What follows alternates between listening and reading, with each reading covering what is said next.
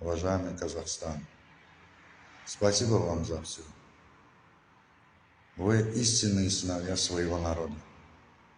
То, что вы сделали с первой минуты трагедии до сегодняшнего дня, огромное вам спасибо. Я благодарю весь Казахстан, в лице Казахстана, кто переживал за нашу трагедию, и вам тоже спасибо. Но, видя по сайтам при крушении лайнера, простой казах, как переживал, он помогал, чем смог. Спасибо вам, казахстанцы, спасибо вам. Как говорится в одной пословице, друг познается в беде.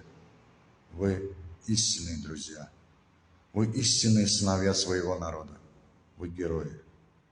Спасибо вам. Азербайджан благодарит.